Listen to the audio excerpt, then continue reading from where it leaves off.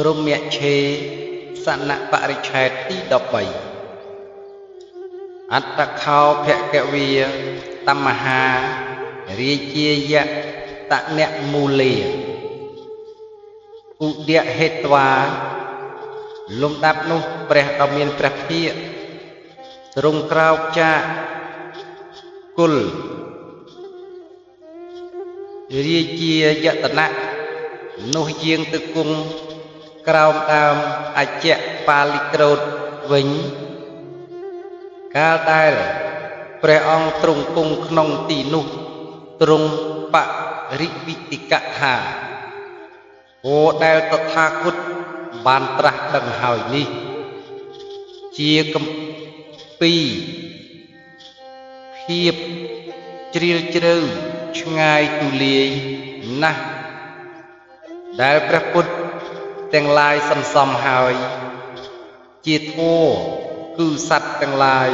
ឃើញដោយកម្រត្រាស់ដឹងដោយកម្រធម៌នេះល្អិតសុខុមណាស់ឧត្តមប្រសើរណាស់ដល់ពេញដោយមិនសល់គឺបណ្ឌិតជាតិក៏បីសម្ដែង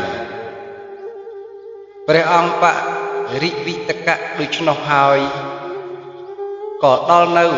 សេចក្តីខ្វល់ខ្វាយតិចមិនមានព្រះតីប្រាថ្នាដើម្បីសម្ដែងនៅធម៌ដល់សត្វទាំងឡាយទ្រង់គង់ស្ងៀមប្រងើយអត្តខោសហបតីព្រមា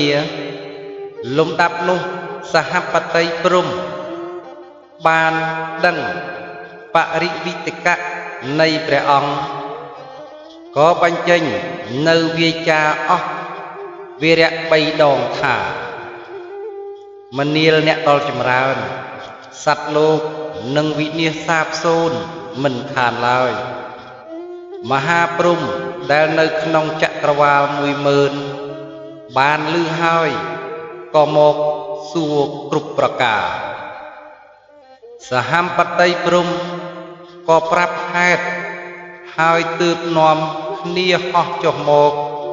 ចូលទៅកាន់សំណាក់ព្រះសាស្តាដល់ហើយក៏លុតជង្គង់នៅជានប់បណ្ឌុលតម្កល់លើផ្ទៃប្រតិពីផ្ដល់នៅអញ្ជលីជាទីសមោធាននៃទេសនៈខាដ៏រុងរឿងបីដូចជាផ្កានៅលើសេរសាហើយងើបមុខមើលព្រះភក្ត្រានៃព្រះអង្គដ៏រុងរឿងដោយឆពនរាំងសីក្រាបអរតនីដោយគាថាសន្ធឹងធៈសត្តាបរៈចក្ខជាតិកាដូចឆ្នេះជាដើមអដ្ឋភគវាលំដាប់នោះព្រះដ៏មានព្រះភិក្ខទ្រង់មានព្រះតីប្រកបដោយសេចក្តីករុណាបានសវនៈការនៅពាក្យនៃព្រំហើយទើបព្រះអង្គមានព្រះពុទ្ធដីកាថាព្រំមហេមនាលសហបតីព្រំតថាគតបរិវិតកថាធម៌ជាកម្ពីរភាពតថាគតត្រាស់ដឹងហើយពួកសត្វទាំងឡាយត្រេកអរដោយតណ្ហាមិនអាចធ្វើឲ្យជាក់ច្បាស់នៅទីបំផុតនៃទុក្ខគឺព្រះនិព្វានបានឡើយបដិជ្ជសមាបាធធម៌ប្រកបដោយអង្គ12ក៏សត្វឃើញដោយកម្រកិរិយារងាប់បង់នៅសង្ខារទាំងពួងនិងការលះបង់នៅកិលេសគឺការបដាច់បង់នៅតណ្ហាហើយដល់នៅព្រះនិព្វានក៏សត្វបានដឹងដោយកម្របើតថាគតសំដែងនៅធម៌សត្វទាំងឡាយក៏មិនជឿនៅពាក្យតថាគតសេចក្តីនឿយណាយលំបាកទទេ គង់មានដល់តថាគតហេតុដូច្នោះបានជាតថាគតមានសេចក្តីខ្វល់ខ្វាយតិចក្នុងការសម្ដែងធម៌ដល់សត្វអេវង្យាវៈតតិយ៉ាងពិភកវីព្រះដ៏មានព្រះភិក្ខកាលសហបតីព្រំអរតនីអស់វិរៈ3ដងដូច្នោះហើយព្រះអង្គក៏រមូលមើលនៅសត្វដោយទឹកបច្ចៈភោគទ្រង់ឃើញនៅពួកសត្វខ្លះមានទូលីគឺរាគៈទោសៈមោហៈក្នុង